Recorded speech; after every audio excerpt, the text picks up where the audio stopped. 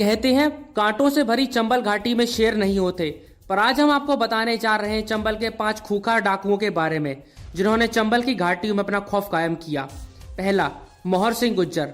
1960 से 70 के दशक में मोहर सिंह ने चंबल में बहुत आतंक मचा रखा था। 1965 में माधो सिंह के साथ मिलकर मोहर सिंह ने करीब 500 सदस्यों का एक गिरोह बनाया। मोहर सिंह ने इतना आतंक मचा दिया था कि पुलिस चंबल में घुसने तक से खौफ खाने लगी थी। मोहर सिंह के ऊपर 80 से ज्यादा हत्याएं, 350 से ज्यादा लूट, अपहरण, डकैती और हत्या की कोशिशों के मामले दर्ज रहे। मोहर सिंह गैंग पर उस समय का सबसे ज्यादा 12 लाख रुपए का इनाम पुलिस ने घोषित कर रखा था, जिसकी आज समय में कीमत करीब 1.5 करोड़ बताई जाती है।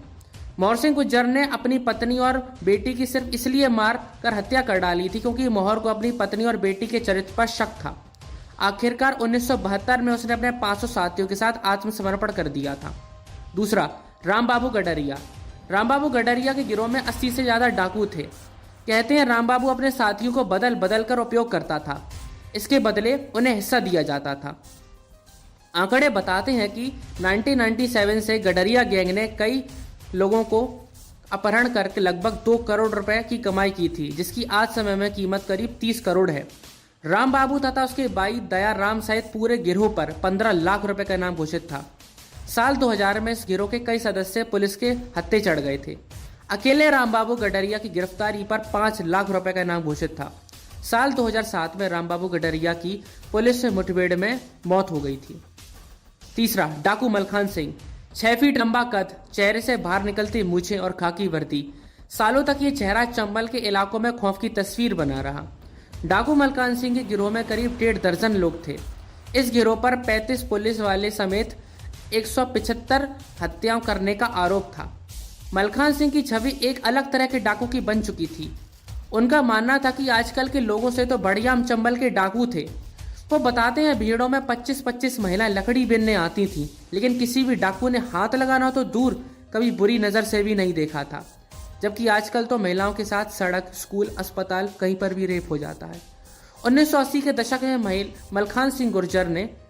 मलखान सिंह ने अपने गिरोह के साथ आत्मसमर्पण कर दिया था।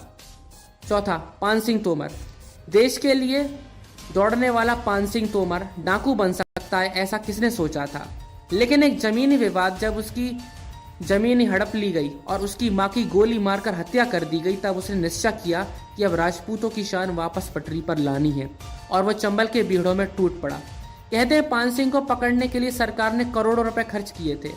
सन 1981 में पान सिंह का भाई पुलिस मुठभेड़ में मारा गया, जिसके बदले में पान सिंह ने गुर्जर समुदाय के 6 लोगों की हत्या कर दी।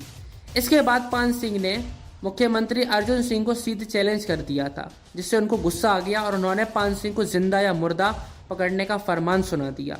अक्टूबर 1981 में लगभग 10,000 की फोर्स ने अकेले पान सिंह को घेर कर मार गिराया। पांचवा, निर्भय सिंह गुज्जर। निर्भय सिंह गुज्जर चंबल के आखिरी बड़े डाकुओं में से एक था। इटावा के बिठौली थाना क्षेत्र के पहला निवासी निर्भय गुज्जर ने 1.5 दशक तक चंबल के भीड़ों में राज किया।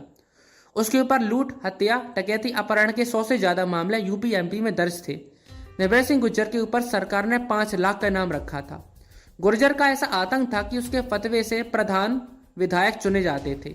लेकिन कहते हैं ना, 4 दिन की चांदनी फिर अंधेरी रात।